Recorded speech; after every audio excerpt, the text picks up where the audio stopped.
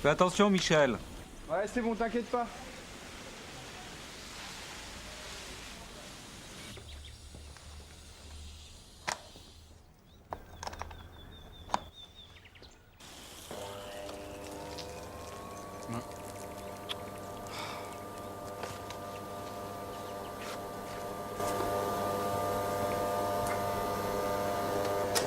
Michel, allô? Ouais, attends, maman, je te branche ailleurs. C'est bon? Merci.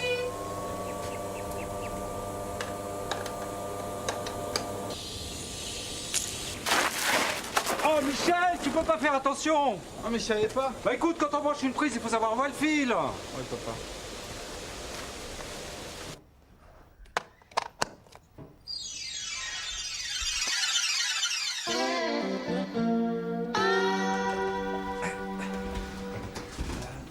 Alors... Bon bah c'est rien ça, bon. T'en fais pas, dans 2 minutes tu pourras faire ta vaisselle. Pas la peine d'appeler le dépanneur. Oui, mais fais attention, Patrick. Oh ça va, y a juste un fil à revisser.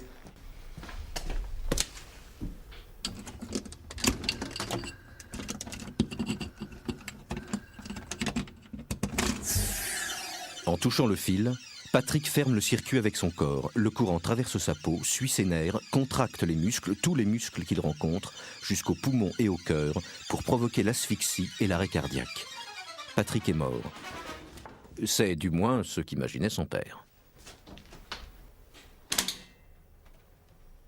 Patrick, t'as coupé le courant? Pas la peine papa, j'en ai pour 1 seconde. Ouais, mais moi je l'ai fait. T'aurais pu t'électrocuter. C'est bon, ça devrait marcher.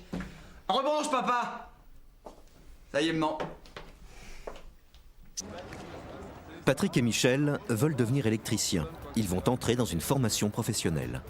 Ils aiment bricoler, rendre service, réparer tout ce qu'ils trouvent. Oh, des amateurs. Ils vont enfin apprendre à ne pas plaisanter avec l'électricité qui tue chaque année en France plus de 150 personnes et à travailler dans un milieu professionnel en respectant la réglementation. Ils vont apprendre à maîtriser le risque électrique pour eux et pour les autres.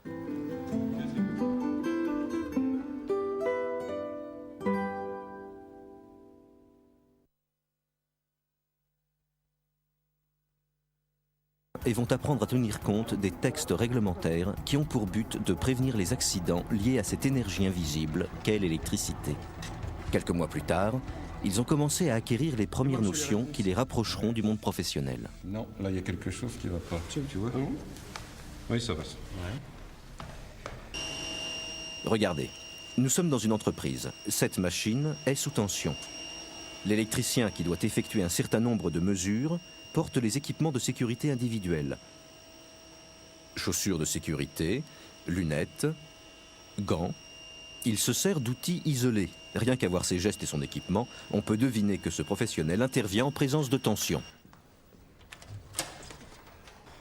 Dans une situation de formation, les gestes et les équipements de sécurité sont identiques. Ok, vas-y.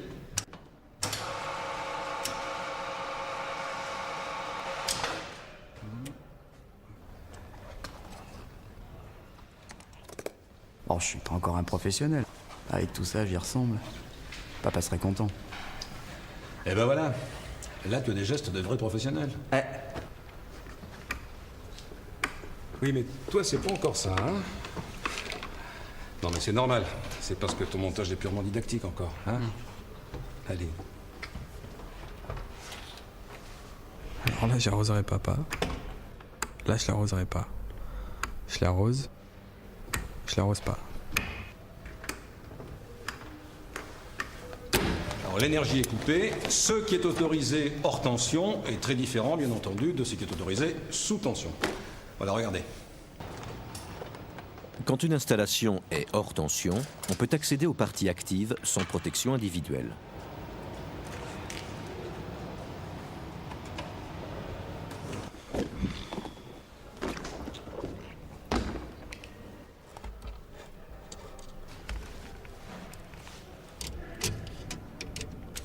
Et là, si on mettait le courant, aïe, brûlure, muscles contractés, poumons paralysés, paf, cœur arrêté. Monsieur, j'ai fini là. On peut essayer? Attends, je vérifie. C'est à moi de remettre sous tension, puis ça ne se remet pas comme ça, fais voir. Voilà. Comment vous voyez ça, là? Bon, c'est une question d'habitude, à toi aussi tu sauras. La mise hors tension et la mise sous tension se font toujours selon des règles bien précises et strictement appliquées sur autorisation. Et si je respecte ces règles, ça peut me sauver la vie. Ah bah oui, la tienne et celle de tes voisins. C'est ce qu'on appelle la consignation et la déconsignation. Le prochain épisode vous en apprendra les règles.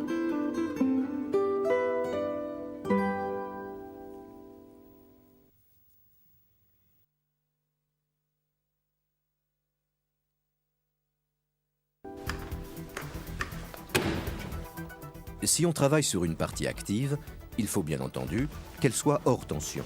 Et il faut être sûr que personne ne puisse la remettre sous tension pendant les travaux. Sinon, c'est l'accident. Pour cela, des règles et des prescriptions de sécurité très strictes ont été établies, en particulier les procédures de consignation et de déconsignation. Alors une consignation, c'est quoi? Bah c'est simple, une consignation, c'est quand on coupe le courant au sectionneur. Au sectionneur. Ah ouais, mais on est sûr de rien. Quoi, je sais pas, quelqu'un peut venir, il voit pas qu'on travaille sur la machine qui est hors tension, surtout si elle est éloignée du dispositif de coupure. Et puis rien n'empêche de remettre le courant, quoi. Là, ça craint un peu. Ah ben, y a qu'à verrouiller tout ça. Comment? Ouais, avec un cadenas ou quelque chose. Avec un cadenas. Tiens, ça tombe bien.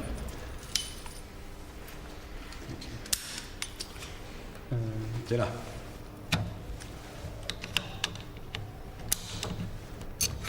Bah ouais, mais si quelqu'un a la clé, il peut se croire autorisé à enlever le cadenas. Ah. Bah alors y a qu'à l'avertir que la machine est consignée et puis que quelqu'un travaille dessus. Mais comment? Ah, je sais pas moi. Un écriteau. Un écriteau. Vous avez de la chance, voilà. Cette fois, la remise sous tension devient très difficile. Il y a 2 interdictions à braver. Administrative, le panneau, et physique, le cadenas. Mais nous ne sommes pas encore en sécurité. Pourquoi?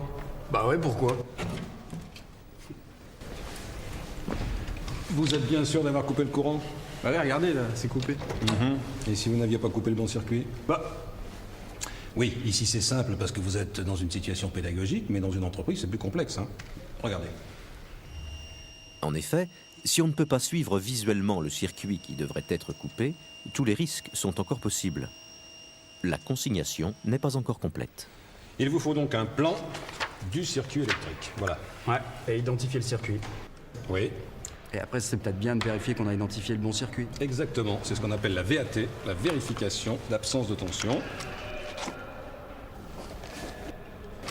Avec ceci. Si. Ah mais attendez, passez vite, hein. Il faut d'abord vérifier le vérificateur. Ouais, pas si bête, hein. Ah oui. Bon, on appuie sur le bouton là.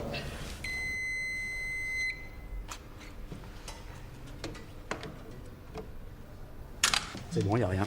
Oui, c'est bon, sauf que qui vous dit que votre appareil n'est pas tombé en panne après votre vérification. Alors qu'est-ce qu'il faut faire? Il faut le vérifier. Encore une fois. Et voilà.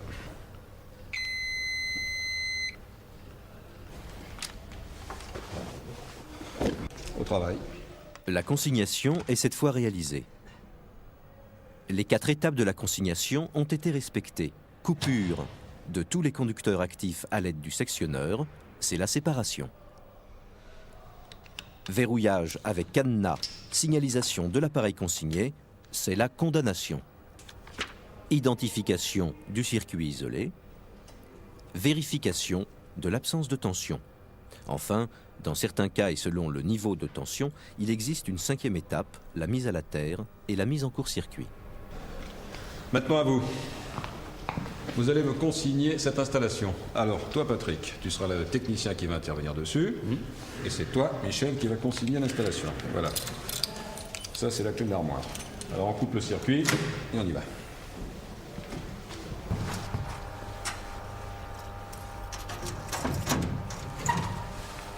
Voilà. Alors, je coupe lequel? Atelier sous système. Voilà. Je mets le cadenas.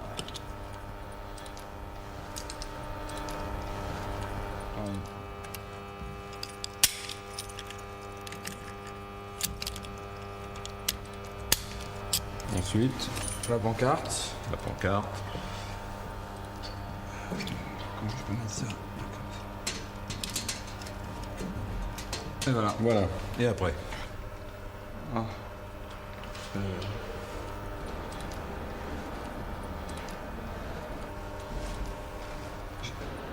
J'ouvre l'armoire. C'est déjà fait. J'ouvre le plan pour Oui, je vérifier préfère. si j'ai Je coupé le bon préfère. circuit.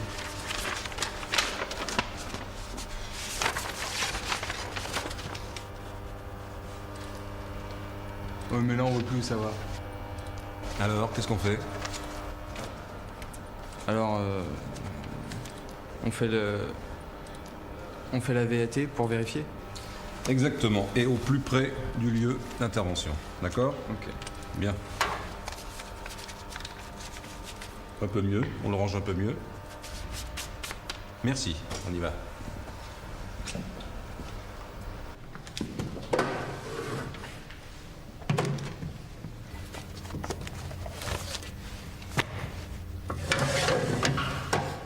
C'est bon, je peux ouvrir? Ah oui.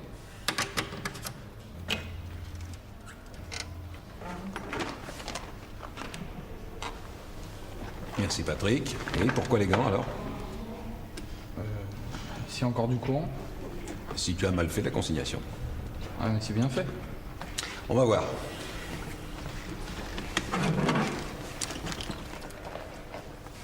Merci.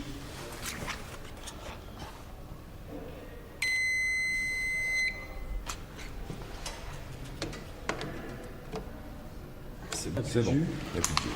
On peut y aller? Ouais. On reteste pas l'appareil. Merci. Un petit peu, hein? Ça y est, c'est bon, je peux travailler. Tu peux y aller.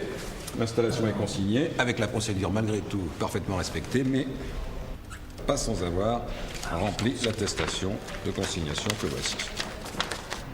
D'accord? Voilà. Si on a bien respecté les procédures et rempli la fiche indispensable de consignation, une telle opération se déroule sans risque dans l'industrie. Le rôle de chacun doit être clair, ce qui justifie une habilitation très strictement contrôlée. Il y a des niveaux d'habilitation différents selon le type d'opération.